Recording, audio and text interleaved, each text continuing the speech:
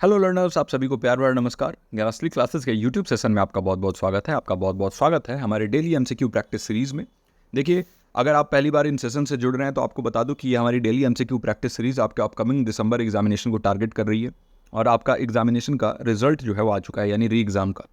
किसी कारणवश अगर आपने जो है नहीं पार कर पाया है वो मार्क, वो नंबर जो चाहिए था नेट या जेआरएफ के लिए, तो आप इन सेशन से डेली जुड़िए। मैं इस बात की गारंटी लेता हूँ कि अगर आप इन सेशंस को फॉलो करेंगे और जैसा जैसा मैं कहता हूँ आप करेंगे, तो आप जो है 100% गारंटीड नेट या जेआरएफ जो भी आपका टारगेट है वो अचीव कर पाएंगे। एटलीस्ट पेपर 1 की मैं गारंटी लेता हूँ कि 40 क्वेश्चंस तो आपके सही होने ही हैं। तो 19 अक्टूबर का ये सेशन स्टार्ट करते हैं। और स्टार्ट करने से पहले एक छोटा सा रिक्वेस्ट है कि काइंडली वीडियो को लाइक कर दीजिए आप लोग, और जो भी आपकी प्रतिक्रिया है वो कमेंट सेक्शन के माध्यम से हमें बताइए कि ये सेशंस जो है आपको कैसा लगता है। इसमें बहुत अच्छे अच्छे क्वेश्चंस आपके लिए मैं लेके आता हूँ। अगर आपने कल वाला सेशन नहीं देखा है तो जाइए और जाके चैनल पे 18 अक्टूबर वाला भी सेशन देखिए। बहुत अच्छे अच्छे क्वेश्चंस कल के भी सेशंस में हमने डिस्कस किए हैं। एक छोटा सा आपके लिए और यहाँ पर इंपॉर्टेंट न्यूज़ दे देता हूँ कि देखिए, एडमिशन ओपन हो चुका है हमारे दिसंबर एग्जामिनेशन वाले बैच का। और एग्जामिनेशन जो है वो मोस्ट प्रोबेबली आपके जनवरी एंड तक होगा, फेब में भी जा सकता है क्योंकि बहुत ज़्यादा लेट हुआ है ये सेशन, है ना। तो आप जो है अभी भी टाइम है। अगर आप चाहते हैं कि आप ऐसे ही पढ़ें जैसे यहाँ पर मैं डिस्कस करता हूँ तो वैसे ही आपको मैं पढ़ाता भी हूँ, तो आप इन जो भी बैचेज हैं इसमें एडमिशन ले सकते हैं। हमारा ये जो है बाउंस बैक बैच स्टार्ट हुआ है और फीस जो है वो काफ़ी कम कर दिया गया है। जो यहाँ पर दिख रहा है ये फीस नहीं है। तो आप इस नंबर पर कॉन्टैक्ट कर लीजिए 9015958713, और इस नंबर पर कॉन्टैक्ट करके ये वाले पे और आप जो है पता कर सकते हैं। जो भी प्रोसेस है आपको बता दिया जाएगा। चलिए, तो जो भी हमारा फॉर्मेलिटी था वो हमने कर लिया। स्टार्ट करते हैं आज के सेशन को। पहला क्वेश्चन है हमारे पास, which of the following reflects a more sustainable choice in daily life. देखिए, आज के जितने क्वेश्चंस हैं वो मैंने इस तरीके से डिज़ाइन किए हैं कि आपके डेली लाइफ से जोड़ के इसको मैंने बनाया है। व्यवहारिक तरीके से कहा जाता है ना कि आपके जो बिहेवियरल एस्पेक्ट है उसके ऊपर ध्यान दिया है मैंने। मतलब कॉन्सेप्ट को आप रियल लाइफ से कैसे जोड़ के और समझेंगे, इस टाइप के भी क्वेश्चंस पूछे जाते हैं। तो नए टाइप से इसको बनाने की कोशिश की है। हर रोज़ जो है मेरी यही कोशिश होती है कि कुछ अलग तरीके के क्वेश्चंस आपके सामने लाए जाए। ऑप्शन है आपके पास, using plastic bags for groceries.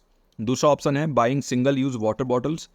तीसरा ऑप्शन है कंपोस्टिंग फूड वेस्ट। या चौथा ऑप्शन है leaving lights on when not in use, है ना। यानी निम्नलिखित में से कौन सा दैनिक जीवन में एक अधिक सतत विकल्प को दर्शाता है। पहला ऑप्शन है किराने के लिए प्लास्टिक बैग का उपयोग करना। दूसरा ऑप्शन है एक बार उपयोग होने वाली पानी की बोतलें खरीदना। तीसरा ऑप्शन है खाद्य कचरे का कंपोस्ट बनाना। और चौथा ऑप्शन है उपयोग ना होने पर लाइट चालू रखना। क्वेश्चन नंबर 1 लिख के क्या आपको लग रहा है इसका करेक्ट आंसर होगा, नीचे कमेंट सेक्शन में जाके मेंशन कर दीजिए, है ना, कि कौन सा इनमें से सस्टेनेबल चॉइस है। सस्टेनेबल चॉइस क्या होता है? जो हमारे इन्वायरमेंट के लिए अच्छा होता है, एक सतत विकल्प, है ना, जिसमें हम इन्वायरमेंट की भी चिंता करते हैं, अपने करंट नीड्स को भी पूरा करते हैं। तो बताइए, देखिए, अगर हम ऑप्शंस को एनालाइज करें तो प्लास्टिक बैग्स का अगर ग्रोसरीज के लिए आप यूज़ कर रहे हैं तो प्लास्टिक बैग आपको मालूम है कि नॉन बायोडिग्रेडेबल होता है ना। यानी कि अगर आप प्लास्टिक बैग को डाल देते हो कहीं भी, है ना, तो जैसे ज़मीन में ही डाल दिया तो वो करोड़ों साल तक वैसे ही रह जाएगा, वो डिकम्पोज नहीं होता है। तो इससे पोल्यूशन होता है, इम्प्रॉपर डिस्पोजल हो जाता है, तो सॉयल, वाटर, ओशन पोल्यूशन होता है। और प्लास्टिक बैग्स जो है ना सस्टेनेबल नहीं होते हैं, तो ये ऑप्शन नहीं होगा। Buying single use water bottles. देखिए, अगर आप सिंगल यूज़ वाटर बॉटल्स खरीदेंगे जो कि एक बार में आपने यूज़ किया और फिर फेंक दिया, तो इससे भी दिक्कत होगा। मैं तो यही सजेस्ट करूंगा कि आप एक अच्छी सी वाटर बॉटल लीजिए, जो स्टील वाली एक बॉटल आती है जिसमें कि ठंडा या गर्म पानी जो है ज़्यादा देर तक रह जाता है, और एक बार यूज़ कर लेके और उसको जो है आप सालों तक यूज़ कर सकते हैं। ये single use plastic bottle use करना ठीक नहीं होता है। प्लास्टिक जो है ना वो लैंडफिल्स में या ओशन में जाएगा, वहाँ से पूरा ये हमारा जो पर्यावरण है उसको हार्म करेगा। ये भी सस्टेनेबल नहीं है। तीसरा ऑप्शन है कंपोस्टिंग फूड वेस्ट। देखिए, अगर आप फूड वेस्ट को कंपोस्ट कर रहे हैं तो कंपोस्टिंग से क्या होता है? कंपोस्टिंग का मतलब क्या होता है? आप जो भी आपका खाना बच गया तो उसको आपने जो है एक कंपोस्ट खाद बनाने का एक पूरा जो है प्रक्रिया होता है, आप देखिएगा। तो आप उसमें ले जाके उस खाने को डाल देते हैं और धीरे धीरे बैक्टीरिया उस खाने को जो है खाद में कन्वर्ट कर देते हैं। फिर उस खाद का यूज़ प्लांट्स में, अलग जगह जगह पे खेतों में डालने के लिए यूज़ कर सकते हैं आप। तो इससे सॉयल जो है वो एनरिच होता है, सॉयल जो है उसका न्यूट्रिएंट्स उसमें बढ़ता है। साथ ही साथ जो क्या होता है, जो लैंडफिल्स हैं उनमें ये ऑर्गेनिक अगर चीज़ें जाएंगी तो उससे उसकी क्वालिटी ठीक ही रहेगी, उसमें कोई हार्म नहीं है। और मीथेन एमिशन को भी ये कम करता है कंपोस्टिंग। और मीथेन आपको मालूम है कि एक ग्रीन हाउस गैस है, इसलिए ये सस्टेनेबल चॉइस है कि आप खाद्य कचरे का कंपोस्ट बना लें। तो सी इसका करेक्ट आंसर हो जाएगा, है ना। तो ये जो है आपका सी इसका करेक्ट होगा, खाद्य कचरे का कंपोस्ट बनाना।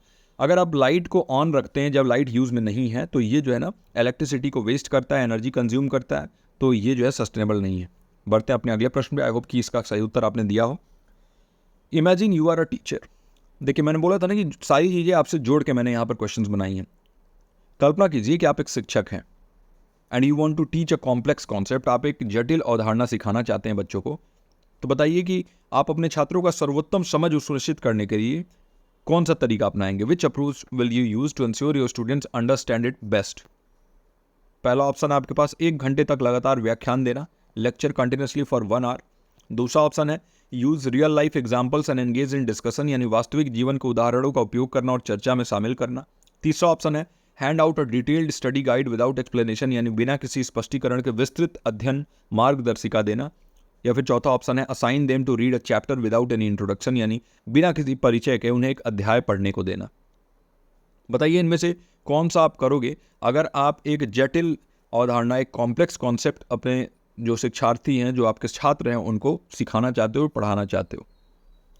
बहुत आसान प्रश्न है। आई होप कि आप सभी इसका सही उत्तर देंगे। नीचे कमेंट सेक्शन में जाके क्वेश्चन नंबर 2 लिख के जो भी इसका सही उत्तर हो वो जरूर लिखिएगा।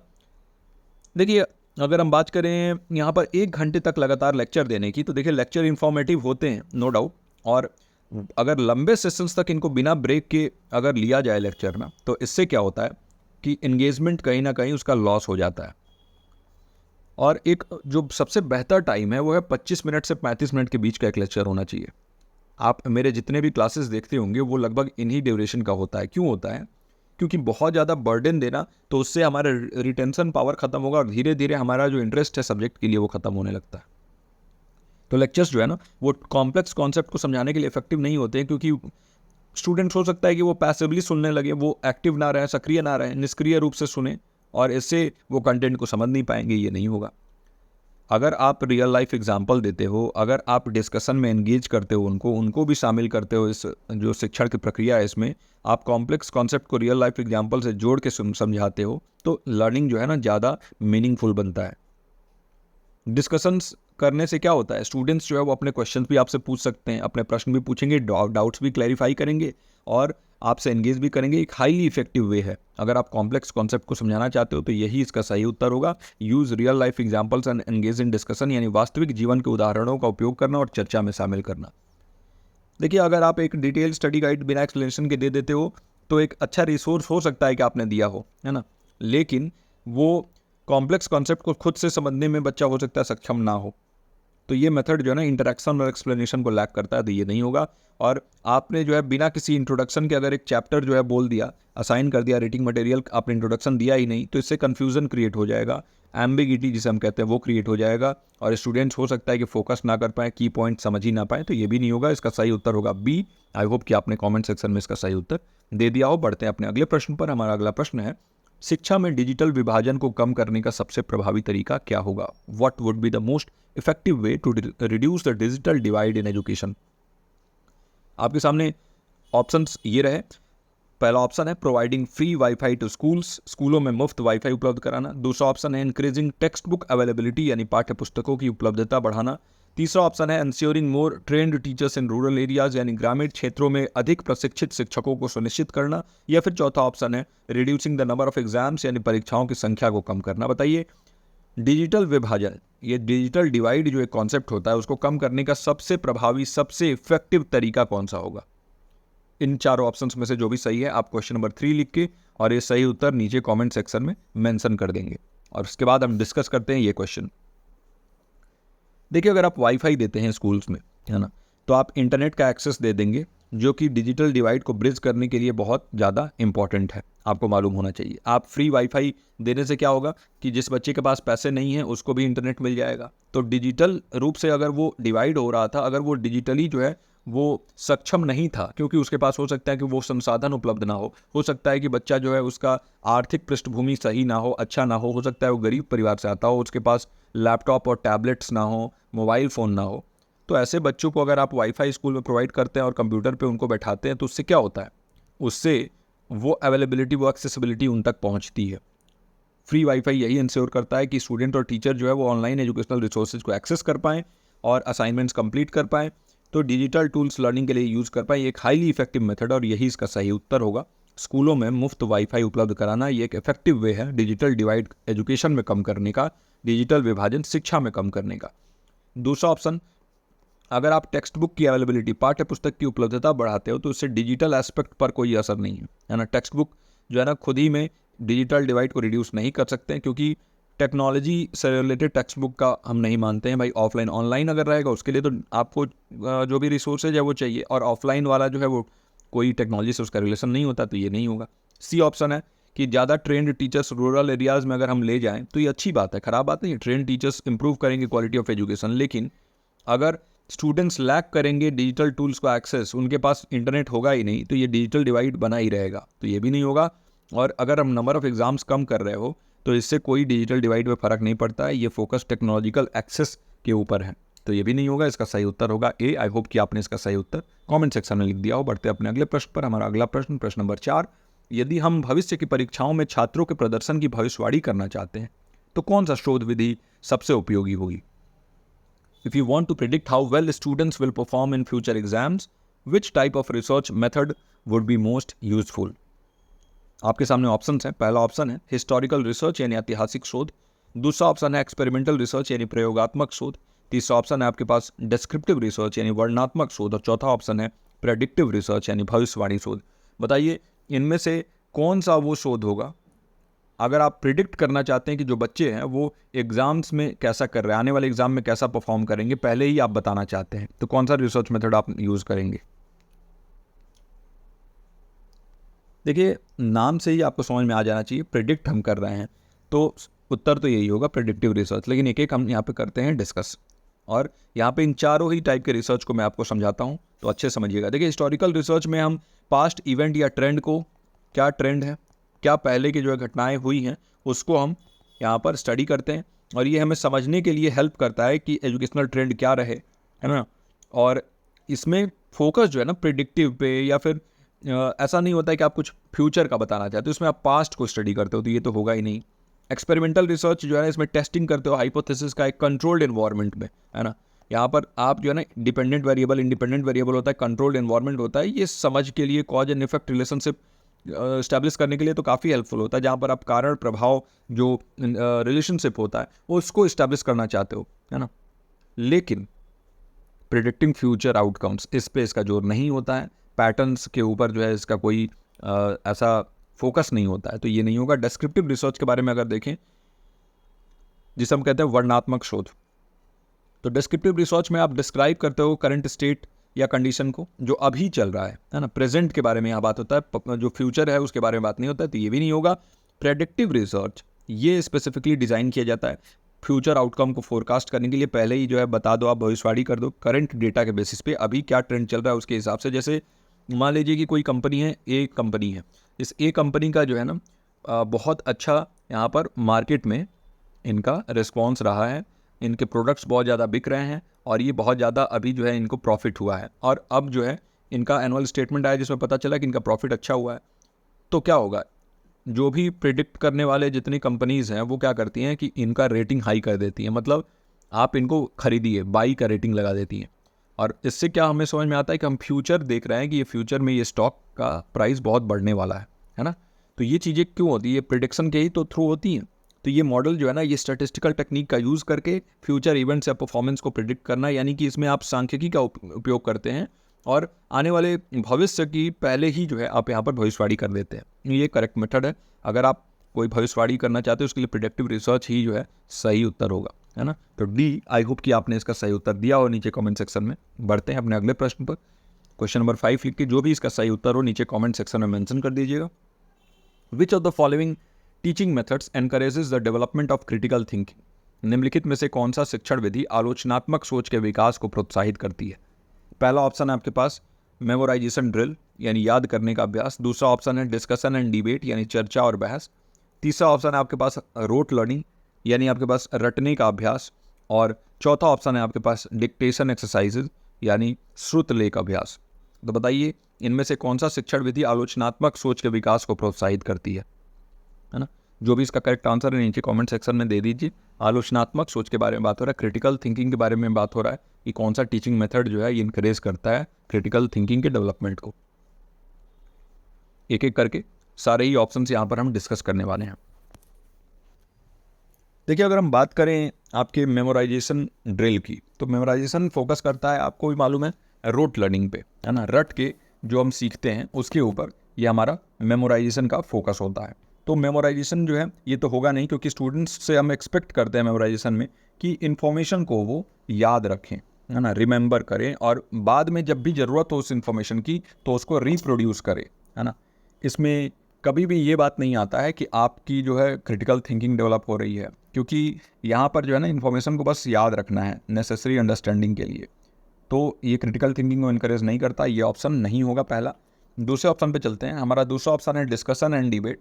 देखिए डिस्कशन और डिबेट जो है ना वो स्टूडेंट्स को एनालाइज करने के लिए ये प्रेरित करती हैं कि वो अलग अलग नज़रिया जान सकें, एविडेंस को इवेलुएट कर सकें, क्या जो है वहाँ पर साक्ष्य हैं उसको अच्छे से वो उसकी गणना करें, और वो अपने खुद के ओपिनियन बिल्ड करें, है ना, अपना रीजनड ओपिनियन बिल्ड करें जो साक्ष्य आधारित हो। तो ये मेथड जो होता है ना, इसमें स्टूडेंट पहली चीज़ तो एक्टिव होते हैं, और दूसरी चीज़ की आलोचनात्मक सोच का विकास होता है, क्रिटिकली थिंक करते हैं, क्योंकि हर एक पहलू को वो समझते हैं, देखते हैं। तो स्टूडेंट्स जो है ना उनको एनकरेज करता है ये मेथड कि वो एंगेज करें थॉटफुल एनालिसिस में। तो यही इसका सही उत्तर होगा, discussion and debate. B option is the correct answer for this question, चर्चा और बहस। तीसरा ऑप्शन रोट लर्निंग, रटने का अभ्यास। देखिए मेमोराइजेशन की तरह ही ये भी होता है रोट लर्निंग, जहाँ पर आप जो है ना सिर्फ इन्फॉर्मेशन को मेमोराइज करते हो, आप उसकी इन डेप्थ जो है समझ का विकास करने का कोई भी लक्ष्य नहीं होता है। मैंने आपको बताया था ना, ये जो बार बार मैं आपको ये पिरामिड बताता हूँ, जिसमें सबसे नीचे आता है आपका मेमोरी, दूसरे पे आता है अंडरस्टैंडिंग, और तीसरे पे आता है रिफ्लेक्शन, है ना। तो ये याद रखिएगा, ये बेसिक है, फाउंडेशन है मेमोरी, और इसके ऊपर आप बिल्ड करके ये रिलेशनशिप वाला अंडरस्टैंडिंग लेवल, और इसके बाद रिफ्लेक्टिव लेवल, जहाँ पर आप जो है ना स्वायत्ता की तरफ, ऑटोनॉमी की तरफ जाते हो। तो ये भी नहीं होगा इसका करेक्ट। और डिक्टेशन एक्सरसाइज जो है ना ये फोकस करता है लिसनिंग और राइटिंग स्किल पे, यानी कि जो सुनने की हमारी जो क्षमता है और जो हमारे लिखने की जो कौशल है उसका विकास करने के लिए। इसमें हायर ऑर्डर थिंकिंग जैसे क्रिटिकल एनालिसिस या रीजनिंग शामिल नहीं होता, तो ये भी नहीं होगा। इसका सही उत्तर होगा बी। आई होप कि इसका सही उत्तर आपने दिया हो। बढ़ते हैं अपने अगले प्रश्न पर, और हमारा ये आधा लेक्चर कंप्लीट हो चुका है। यहाँ तक अगर इस वीडियो को आपने देखा है तो काइंडली वीडियो को लाइक कर दीजिए, और आप आई होप कि सीरियसली इन सेशंस को फॉलो करेंगे। देखिए अब रिजल्ट आ गया है, अब किसी भी प्रकार का बहाना नहीं चलेगा, और डेली अगर आप इन सेशंस को फॉलो करेंगे तो आप देख सकते हैं कि आपके अंदर कितना इंप्रूवमेंट आएगा। और अगर आप डिटेल में पढ़ना चाहते हैं, आप लैक कर रहे हैं वो अंडरस्टैंडिंग, जिससे कि आप पेपर 1 में अच्छा स्कोर नहीं कर पा रहे हैं, तो आप जो है हमारे बैचेज में भी एडमिशन ले सकते हैं। जो हमारा बैचेज है उसका जो एडमिशन है वो ओपन कर दिया गया है, और फ़ी भी काफ़ी नॉमिनल है, और लोगों से आप कंपेयर करेंगे तो अब तो आपको बहुत कम लगेगा, उसमें भी हमने और कम कर दिया है। तो अगर आपको एडमिशन लेना है तो ये जो नंबर आपको बताया गया है उस नंबर पर जो है आप मैसेज या कॉल कर सकते हैं, 9015958713 ये नंबर है। तो इस पर आप कॉल करके और एडमिशन का जो भी आपका इंक्वायरी होगा वो कंप्लीट कर लीजिए। यहाँ पर कह रहा है अगला हमारे पास question, which logical fallacy is demonstrated when someone assumes something is true because everyone believes it. जब कोई यह मान लेता है कि कुछ सत्य है क्योंकि हर कोई उस पर विश्वास करता है, तो कौन सी तर्क त्रुटि प्रदर्शित होती है। बहुत अच्छा क्वेश्चन है, और देखिए इस टाइप के क्वेश्चंस पूछे जाते हैं क्योंकि ये मॉडरेट लेवल का क्वेश्चन है, बहुत हार्ड क्वेश्चन नहीं है लेकिन इंपॉर्टेंट है। बताइए कि जब हम ये मान लेते हैं कि कोई भी चीज़ जो है वो सत्य है क्योंकि सभी लोग उस पर विश्वास करते हैं, और फिर हम उसके तय में जाने की कोशिश ही नहीं करते हैं, तो वो कौन सी त्रुटि होगी, कौन सी तर्क त्रुटि है वो। पहला है आपके पास स्लिपरी स्लोप, दूसरा है आपके पास एड होमिनिम, तीसरा है बैंड वैगन पॉलिसी, और चौथा है red herring policy.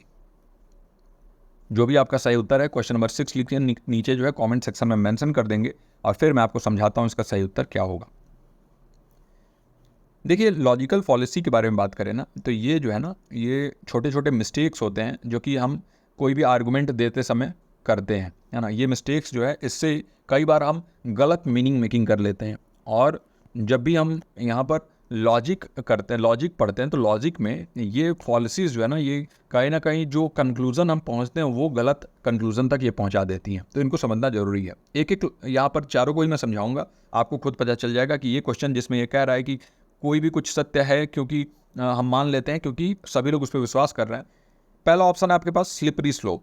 Slippery slope policy जो है ना, ये कब होता है? जब कोई भी आर्ग्यू करता है कि कोई भी एक इवेंट है तो उससे दूसरा इवेंट उसी से हो रहा है ना, एक चेन रिएक्शन के तौर पे। देखते हैं ना कि आप कहते हैं कि आप कई लोगों को सुना होगा आपने कि नहीं नहीं मैं जो है अभी वहाँ नहीं जाऊँगा, वहाँ पर बहुत ज़्यादा भीड़ है, अगर भीड़ में जो है कुछ हो गया तो फिर वहाँ पर धक्का मुक्की हो जाएगी, धक्का होगा अगर तो वहाँ पर मैं दब जाऊँगा और दबने से हो सकता है मेरी जान भी चली जाए। तो देखिए ये क्या है, एक घटना आपने उठाया और उस घटने को चेन की तरह जोड़ते जोड़ते जोड़ते जोड़ते, जिसे हम कहते हैं तिल का ताड़ बना देना, तो वो हाल हो जाता है यहाँ पर स्लिपरी स्लोप में। तो देखिए जो स्लिपरी स्लोप है इसमें हम क्या करते हैं, हम ये मान लेते हैं कि कोई भी एक घटना है, भले उसकी एविडेंस बहुत कम होगा, है ना, उसका कोई मतलब नहीं है, एक छोटा सा बात होगा, लेकिन उस छोटे से बात से जोड़ के हम देख लेंगे कि हाँ इसकी वजह से ये हो जाएगा, उसकी वजह से वो हो जाएगा, उसकी वजह से वो, बहुत ओवर थिंकिंग हम करने लगते हैं और ऐसे हम स्टेटमेंट दे देते हैं। तो इसको हम कहते हैं स्लिपरी स्लोप। ये जो है जिस पॉलिसी के बारे में यहाँ पर बात हुआ है वो नहीं है। एड होमिनेम के बारे में बात करें तो एड होमिनेम पॉलिसी जो होती है ना, इसमें हम क्या करते हैं, जो पर्सन यहाँ पर आर्गूमेंट दे रहे हैं उनको अटैक करने लगते हैं। अटैक का मतलब फिजिकली नहीं बल्कि अपने बातों से ही, और जो आर्गूमेंट दे रहे हैं उसको सुनते ही नहीं है ना। जैसे मैं अगर कहूँ कि देखिए आप एग्जामिनेशन में कम मार्क्स लाए हो क्योंकि आपने अच्छे से तैयारी नहीं की है, तो आप कहते हो कि आप तो खुद कुछ जानते नहीं हो और आप जो है मुझे ज्ञान दे रहे हो, अपने तो आप कुछ कर नहीं पाए हो अपनी लाइफ में और हमें जो है आप ज्ञान दे रहे हो। तो ये क्या है, आप मेरे जो मैं रीज़न दे रहा हूँ, जो मैं आर्गूमेंट कर रहा हूँ उस पर आप बात नहीं कर रहे हो, बल्कि मेरे ऊपर अटैक करने लगे, मुझे पर्सनल अटैक करने लगे मेरे ऊपर। तो जब भी आप ये पर्सनल अटैक करने लगते हो और आर्गूमेंट को एड्रेस नहीं करो, इसको हम कहते हैं एड होमिनेम। देखिए इसको हिंदी में व्यक्ति पर हमला भी कहा जा रहा है ना, तो आप उस व्यक्ति विशेष पर हमला करने लगते हो, आर्गूमेंट पर हमला नहीं करते, तो ये भी नहीं होगा। एक होता है बैंड वैगन पॉलिसी। अब बैंड वैगन पॉलिसी क्या होता है, ये तब होता है जब कोई भी एक्सेप्ट कर लेता है कोई एक मान्यता, कोई बिलीफ या क्लेम, बिकॉज वो पॉपुलर है और सभी लोग उसे एक्सेप्ट करते हैं। तो एक होता है ना कि बैंड वैगन, मतलब आप इससे समझ सकते हो कि बैंड बाजा क्या होता है। बैंड बाजा बारात में सभी लोग एक साथ ही जाते हैं, एक तरफ अगर बारात निकल रहा है तो आप भी पीछे पीछे निकल रहे हो उसके, आपको पता नहीं है कि वो बारात कहाँ जा रहा है, बस आप डांस करते हुए निकल गए। वही स्थिति यहाँ भी है बैंड वैगन पॉलिसी में। अब एक लोग ने मान लिया कि हाँ ये चीज़ होती है, अगर कोई आपसे कह दिया कि भगवान होते हैं, अब बस आपने विश्वास कर लिया कि भगवान होते हैं, अब उसके बारे में आपने कुछ पढ़ा नहीं, कोई किताब पढ़ने की कोशिश नहीं की, कोई साक्ष्य ढूंढने की कोशिश नहीं की, बस आपने मान लिया कि हाँ भाई अल्लाह होते हैं, भगवान होते हैं, वाहिगुरु होते हैं, आपके जो जीसस हैं वो होते हैं। क्यों मान लिया आपने? आपको जो है, भले ही देखिए मैं ये नहीं कह रहा हूँ कि आप उसको मानिए मत मानिए, लेकिन रीज़न करने की भी कोशिश करिए, कुछ देखिए, उनके द्वारा जो किताब दिया गया है, उनके द्वारा जो उपदेश दिए गए हैं उनको पढ़िए, समझिए और अपने आप को एक रेशनल ह्यूमन बींग बनाइए। तो बैंड वैगन पॉलिसी यही होती है जिसमें हम एक कोई भी पॉपुलर बिलीफ को मान लेते हैं, जो भी क्लेम है उसको मान लेते हैं, और क्योंकि सभी लोग मान रहे हैं तो हम भी मान लेते हैं ये चीज़। तो ये बैंड वैगन पॉलिसी इसका सही उत्तर होगा। और डी है रेड हेरिंग। रेड हेरिंग जो है ना, एक डाइवर्जनी टैक्टिक है, डाइवर्जन करने के लिए, आपका ध्यान भटकाने के लिए जो है ना एक टैक्टिक है, जो कि इररिलेवेंट इन्फॉर्मेशन का इंट्रोड्यूस करके और मेन इशू से आप डिस्ट्रैक्ट कर देते हैं। तो नेता लोग बहुत यूज़ करते हैं इसको, है ना, डिस्ट्रैक्ट करने के लिए। मान लीजिए कि आपने पूछा कि नेताजी बताइए ये रोड क्यों नहीं बना हमारे यहाँ, रोड जितने भी बने हुए हैं इसमें सब में गड्ढे हो गए हैं। तो नेताजी कहेंगे कि देखिए उस पार्टी के दौरान जो हुआ वो आपने देखा था, वहाँ पर गुंडा राज था, वहाँ पर ये था, ये सब आपसे कहने लगेंगे। इससे क्या होगा, इससे ये होगा कि अब आपका ध्यान भटक गया, आपका उस पार्टी की तरफ ध्यान चला गया और रोड से आपका ध्यान भटक गया। इसको हम कहते हैं रेड हेरिंग पॉलिसी। ये एक मछली के ऊपर इसका नाम रखा गया है। रेड हेरिंग नाम की फिश होती है जिसका जो महक है बहुत ज़्यादा, उसके अंदर जो है ये स्मेल होता है, और इस स्मेल से जो शिकारी कुत्ते होते हैं ना, उनको डिस्ट्रैक्ट करने के लिए कुछ कैदी यूज़ करते थे जेल से भागने के लिए, तो इसीलिए इसका नाम पड़ गया ये रेड हेरिंग, है ना, उसी मछली के नाम पे। तो ये है इसका सही उत्तर होगा सी, बैंड वैगन थ्योरी या बैंड वैगन पॉलिसी। बढ़ते हैं अपने अगले प्रश्न पर। आई होप कि पिछला प्रश्न आपको अच्छे से समझ में आया हो। क्वेश्चन नंबर 7, जो भी इसका सही उत्तर लगेगा आप नीचे कमेंट सेक्शन में मेंशन कर दीजिएगा। If a university wants to promote innovation among students, which of the following would be the most effective policy. बताइए यदि कोई विश्वविद्यालय छात्रों के बीच नवाचार को बढ़ावा देना चाहता है तो निम्नलिखित में से कौन सी नीति सबसे प्रभावी होगी। पहला ऑप्शन आपके पास मोर स्ट्रिक्ट अटेंडेंस पॉलिसी, यानी उपस्थिति नीतियों को अधिक सख्त बनाना। दूसरा ऑप्शन है funding for student led projects, यानी आपके जो छात्र नेतृत्व वाले परियोजनाएं हैं इनके लिए वित्त पोषण। तीसरा ऑप्शन है limiting internet access on campus, यानी परिसर में इंटरनेट एक्सेस को सीमित करना। और चौथा ऑप्शन है increasing the number of exams, यानी परीक्षाओं की संख्या को बढ़ाना। तो बताइए, अगर कोई यूनिवर्सिटी प्रमोट करना चाहती है नवाचार, इनोवेशन स्टूडेंट्स के अमॉन्ग में, इन स्टूडेंट्स के जो है बीच, तो बताइए कि इनमें से कौन सा सबसे इफेक्टिव तरीका होगा उस इनोवेशन को बढ़ाने का। आसान क्वेश्चन है और बिहेवियरल क्वेश्चन है, आपके लाइफ से जुड़ा हुआ। ऐसा लग रहा है जैसे कि आपसे डायरेक्टली मैं कुछ पूछ रहा हूँ। इसमें आप एक कॉन्सेप्ट सीखोगे लेकिन रियल लाइफ से जोड़ के। देखिए, अगर हम बात करें ज़्यादा स्ट्रिक्ट अटेंडेंस पॉलिसी की, आपने उपस्थिति नीति को बहुत सख्त बना दिया, तो स्ट्रिक्ट अटेंडेंस पॉलिसी जो है ना, ये क्लास में पार्टिसिपेशन इंप्रूव कर सकती है ना।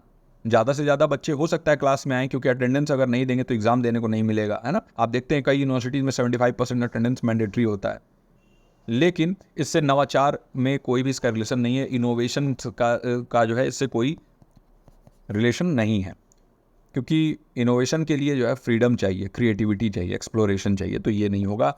अगला ऑप्शन है हमारे पास funding for student led projects, छात्र नेतृत्व वाले परियोजनाओं के लिए वित्त पोषण। अगर आप प्रोवाइड कर रहे हो फंडिंग स्टूडेंट लेड प्रोजेक्ट्स के लिए, तो ये स्टूडेंट्स को इनिशिएटिव लेने के लिए जो है ना हेल्प करता है कि वो कुछ नया इनिशिएटिव लें, कुछ नया करें, क्रिएटिव बने, एक्सप्लोर करें नए नए आइडियाज़ को, क्योंकि उनके पास फंड है उस चीज़ को करने के लिए। तो ये इनोवेशन को बढ़ावा देता है ना। ये याद रखिएगा, बी इसका सही उत्तर होगा। छात्र नेतृत्व वाले परियोजनाओं के लिए वित्त पोषण। अगर आप स्टूडेंट प्रोजेक्ट्स के लिए फंडिंग दोगे तो इससे ये इनोवेशन कर पाएंगे, नए नए तरीके से नए नए चीज़ों को खोजेंगे, तो ये होगा इसका सही उत्तर।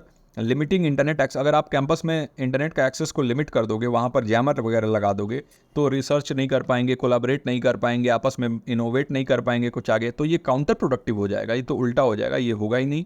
और अगर आप एग्ज़ाम्स के नंबर को बढ़ा रहे हो तो ये असेसमेंट के ऊपर जो है ये फोकस कर रहा है, ना कि क्रिएटिविटी और इनोवेटिविटी के ऊपर फोकस कर रहा है, तो ये भी नहीं होगा, क्योंकि ये कंड्यूसिव नहीं है इनोवेशन को प्रमोट करने के लिए। तो जिसका सही उत्तर होगा वो होगा funding for student led projects. ये सबसे इफेक्टिव तरीका है इनोवेशन को यहाँ पर प्रमोट करने का, क्योंकि रिसोर्सेज अगर स्टूडेंट्स को आप दे दोगे उनकी ज़रूरतों के हिसाब से, तो वो नए नए आइडियाज़ के ऊपर जो है काम करेंगे, नए आइडियाज़ के ऊपर काम करेंगे, क्रिएटिव सॉल्यूशंस लाएंगे, इफ़िशियंसी जो है चीज़ों की आएगी और ज़्यादा बेहतर जो है वो सॉल्यूशंस दे पाएंगे, इनोवेशन बढ़ेगा, नवाचार आएगा। तो ये होगा इसका सही उत्तर बी।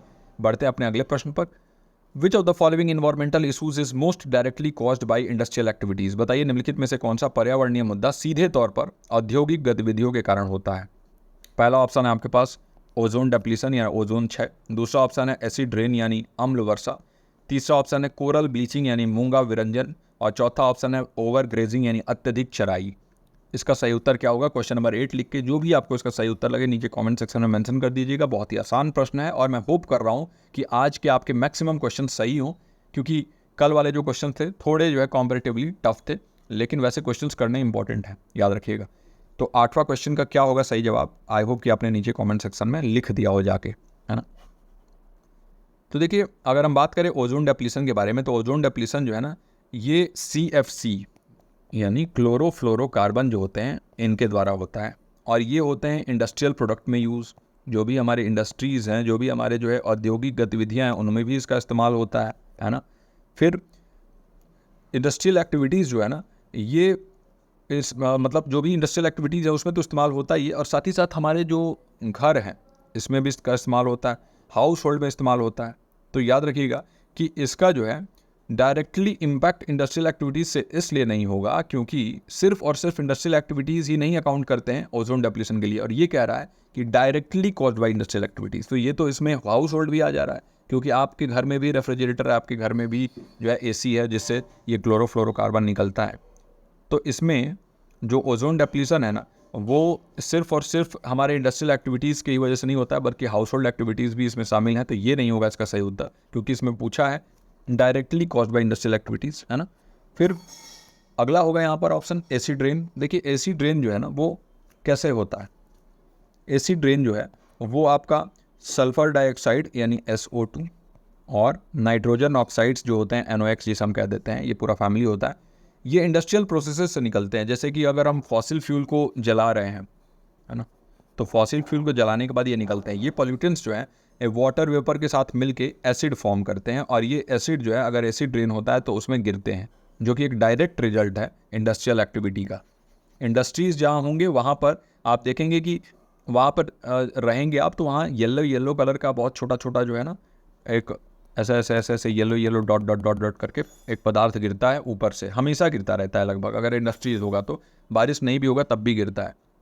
और ये चीज़ इतनी कॉमन होती है, लेकिन ये इस पे जो है इंडस्ट्रीज़ का भी उतना फोकस नहीं है, उसको कम करने की भी वो कोशिश नहीं करते, बल्कि उसके लिए गाइडलाइंस तो बने हुए हैं, लेकिन फिर भी तो ये एसिड रेन का कारण बनते हैं। इनसे बिल्डिंग्स का कलर जो है वाइट से येलो हो रहा है, जैसे कि ताजमहल का हो रहा था, और इसीलिए ताजमहल के आसपास के सभी इंडस्ट्रीज़ को बंद कर दिया गया है। तो डायरेक्ट रिजल्ट है ये इंडस्ट्रियल एक्टिविटीज़ का। कोरल ब्लीचिंग जो है एक बहुत ही जो है प्राइमरली जो हो रहा है ना, कोरल ब्लीचिंग का मतलब क्या हो गया, जो कोरल्स होते हैं, कोरल्स जो हैं आप देखते होंगे बहुत खूबसूरत खूबसूरत पानी के अंदर का कुछ वीडियोस आपने देखा होगा, जिसमें बहुत खूबसूरत खूबसूरत जो है कोरल्स होते हैं, जहाँ ब्लू पानी दिखता है आपको वहाँ पर वाइट वाइट ये कोरल्स होते हैं, शंख वगैरह जैसा होता है ना वैसे ये होते हैं। तो ये कोरल्स भी जो है उनको हार्म पहुँच रहा है, कैसे कि क्लाइमेट चेंज हो रहा है, टेम्परेचर जो है वो समुद्र का बढ़ रहा है। तो इंडस्ट्रियल एक्टिविटीज़ जो है वो कंट्रीब्यूट तो करती है क्लाइमेट चेंज के लिए, लेकिन ये डायरेक्टली इंडस्ट्रीज से ही नहीं होती हैं, बल्कि इसमें बहुत सारे फैक्टर्स हैं, तो ये भी नहीं होगा।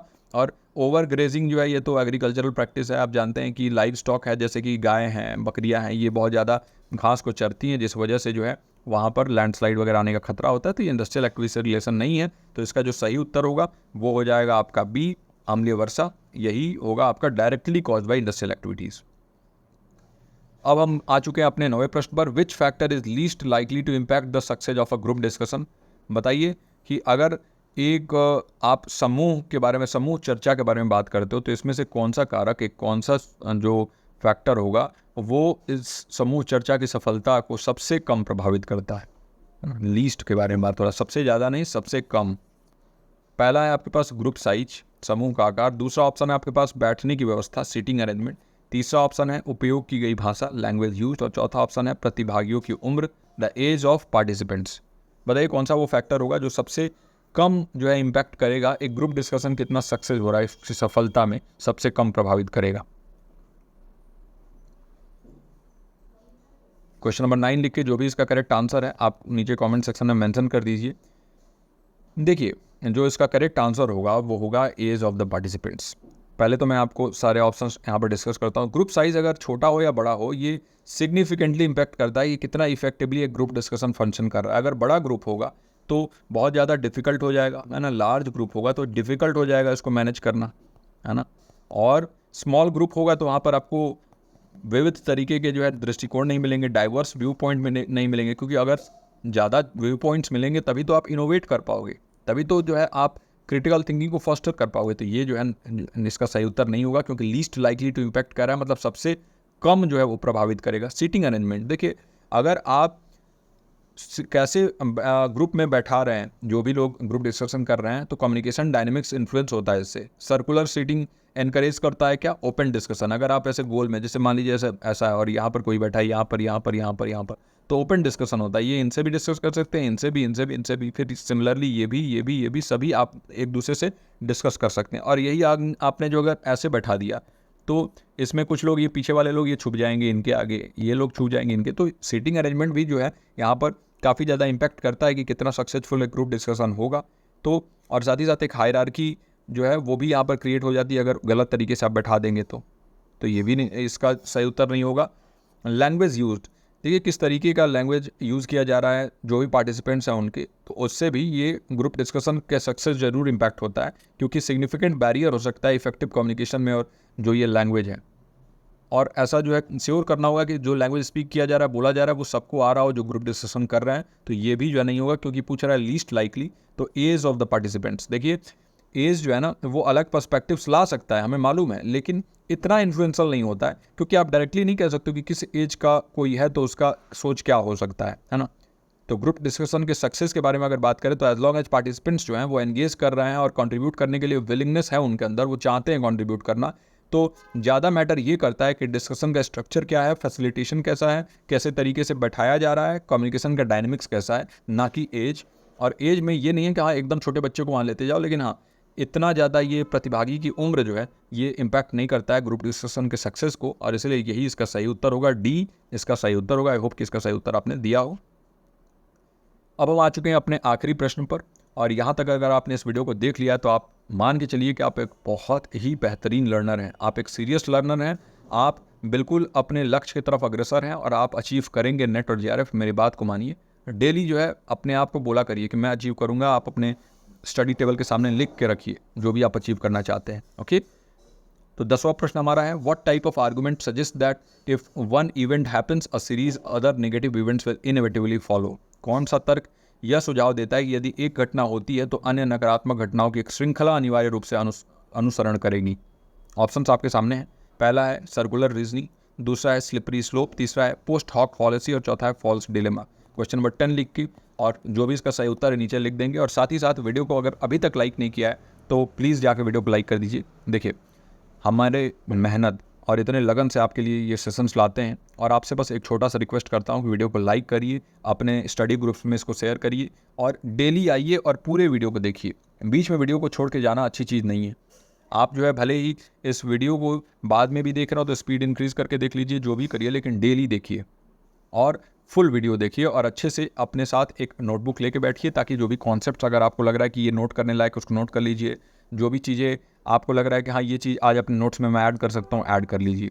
ये क्वेश्चंस अगर आप प्रैक्टिस करेंगे तो मैं गारंटी देता हूँ कि आप 40+ क्वेश्चंस जो है सही कर पाएंगे अपने अपकमिंग एग्जामिनेशन जो दिसंबर में आप टारगेट कर रहे हैं। तो देखिए, इस प्रश्न का जो सही उत्तर होगा वो होगा बी, स्लिपरी स्लोप, जिसके बारे में हमने ऑलरेडी आज पढ़ा है ना। स्लिपरी स्लोप पॉलिसी के बारे में जानने से पहले जानते हैं सर्कुलर रीजनिंग क्या होता है। देखिए, सर्कुलर रीजनिंग तब होता है जब हम कंक्लूजन जो है ना कोई भी आर्गुमेंट का उसके प्रेमाइस से ही उठा लेते हैं, मतलब उसी का प्रेमाइस ही उसका कंक्लूजन है, ये ऐसा हो जाता है। एग्जाम्पल के लिए देखिए कि this product is best because it's better than others. एक अगर बात मैं कहूँ आपसे कि ये मान बिस्किट ले लीजिए, ये बिस्किट अच्छा है क्योंकि ये बिस्किट दूसरों से अच्छा है, तो ये मतलब ही नहीं बना इसका, है ना। उसके क्वालिटी बताने की जगह पे आपने उसके प्रीमाइस को ही उसका कंक्लूजन बता दिया, this product is best because it's better than others. तो ये कोई नया जस्टिफिकेशन नहीं दे रहा है, ये सर्कुलर, ये गोल गोल आप घुमा के उसी बात को बोल दिया आपने। तो सर्कुलर रीजनिंग ये होगा और ये कह रहा है कि एक ऐसा आर्गुमेंट जो कि ये बताता है कि अगर एक इवेंट होगा तो एक सीरीज ऑफ नेगेटिव इवेंट्स होंगे।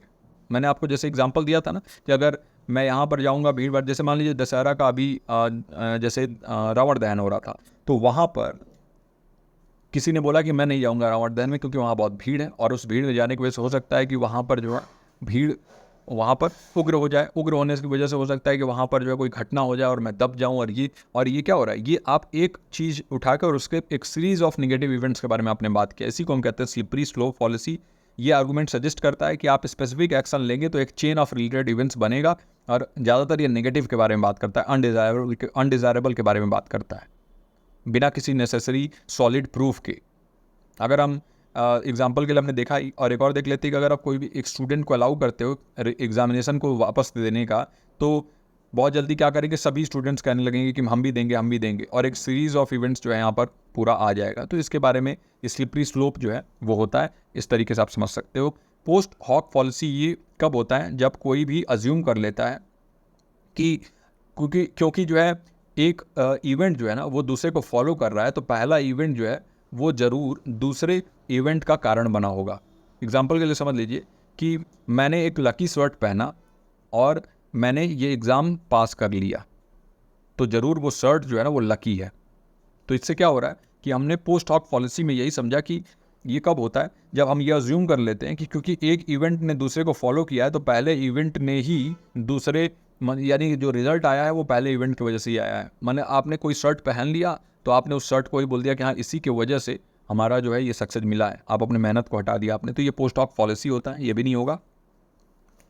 और एक है लास्ट जो कि हम समझेंगे फॉल्स डिलेमा। फॉल्स डिलेमा में क्या होता है, इसमें आप सिर्फ 2 ऑप्शन देते हो लोगों को। जैसे मैं अगर आपसे कहूँ कि देखिए अगर आप पेपर 1 पढ़ना चाहते हैं तो या तो सिर्फ आप मुझसे पेपर 1 पढ़ सकते हैं या फिर आप जो है अलका मैम से पढ़ सकते हैं, कोई दूसरा ऑप्शन मैं आपको नहीं बोलूँगा। तो ये क्या हो जाएगा, ये फॉल्स डिलेमा हो जाएगा। मैं क्यों आपसे झूठ बोलूँ, क्यों गलत द्वंद करूँ, हज़ारों लोग पढ़ा रहे हैं। लेकिन जो है यहाँ पर फॉल्स डिलेमा का यही होता है कि इसमें हम सिर्फ 2 ऑप्शन देते हैं और एक जो है ना यहाँ पर एक ऐसा माहौल तैयार करने की कोशिश करते हैं कि हम ही जो है इन्हीं 2 ऑप्शंस में से जो कोई एक सही होगा और हम ही जो है सबसे बेस्ट हैं, इन्हीं 2 ऑप्शन में से कोई एक सही होगा, है ना। तो इधर एक एग्जांपल है कि यू आर इधर विद अस और अगेंस्ट अस, मतलब या तो आप हमारे साथ रहेंगे या तो आप हमारे खिलाफ रहेंगे, बीच का कोई रास्ता ही नहीं है, है ना। तो ये न्यूट्रलिटी की और दूसरे जो दृष्टिकोण है उसकी पॉसिबिलिटी ख़त्म कर देता है। तो इसका सही उत्तर हो जाएगा आपका बी, स्लिपरी स्लोप। और यहाँ पर ये 10 प्रश्नों की श्रृंखला खत्म होती है। आई होप कि आज के ये प्रश्न आपको अच्छे लगे हों। जो भी यहाँ पर इसके सही उत्तर हैं वो मैंने मेंशन कर दिया, ताकि आप PDF अगर डाउनलोड करेंगे तो वहाँ पर आपको ये मिल जाए और बाद में आप प्रैक्टिस कर सको। इन PDF को डाउनलोड करने के लिए आप हमें टेलीग्राम पर फॉलो कर सकते हैं। टेलीग्राम का जो लिंक है वो नीचे कॉमेंट सेक्शन में आपको मिल जाएगा और नीचे डिस्क्रिप्शन में भी मिल जाएगा।